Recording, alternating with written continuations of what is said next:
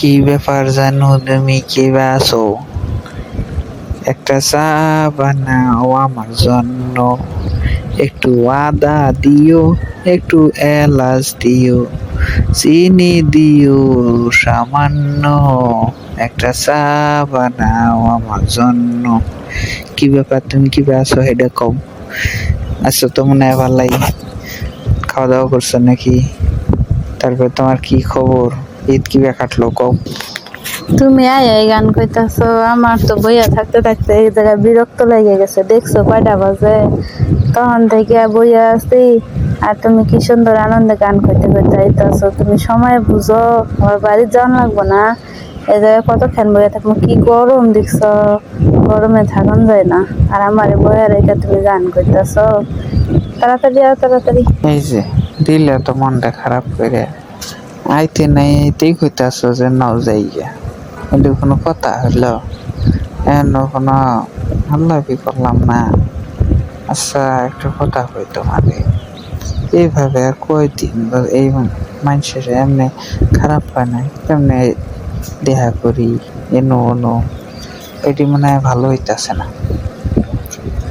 তোমার বাড়ির কি খবর? বাড়ির কি মাইনে নিব না নাকি আল্লাহ পাঠামো? কিছু কব নাই বিষয়ে বুঝতেছি না কি করবো, কিছু কহ তুমি।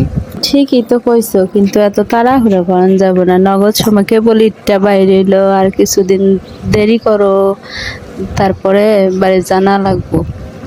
জানা দরকার। কে মনে করো বাইরে ঘুরে ফিরে খুব অসুবিধা হয়ে যায়, মানুষের চোখে ধরা পড়লে মানে সমাজে কিরকম এটা হয়ে যাব না?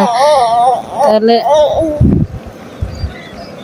হ্যাঁ কারণে বাড়ি জানা লাগবো। আমগো বাড়ি তখন মাইনে নিব কিনা সেটাই তো কথা। কি যে করবো হোক, তারপরেও জানা তো দরকার, জানা লাগবে। তা ঠিক আছে, তাহলে কালকে দেখা হবো আবার। আইসো, হ্যাঁ? ওই জায়গায় সেদিন যে গেছিলাম না, ওই জায়গায় ঘুরবার জন্য আবার। সবই তো ঠিক আছে বুঝলাম বুঝছো, কিন্তু আমার তো যেগুলো হইতাছে না। আমার তো মনটা কইতাছে যে তোমার নিয়ে কোনো জায়গায় ভাইগা যাইয়া যাইয়া চাকরি বাকরি কইরা খাইয়া। তো এখন তুমি তো আরেক কথা কইতাছ, তো দেহ এখন বাড়িতে আল্লাপ সাল্লাপ কইরা যদি হয়, তাহলে আমি প্রস্তাব পাঠাইয়া দিই, ঘটকের পাঠাই, বাড়িতেও পাঠাইয়া দিই, যে তোমার দেখে আসুক। তাইলে যদি এলা সিস্টেমটা হয়, আমার আর মনে হচ্ছে সহ্য হইতাছে না বুঝছো।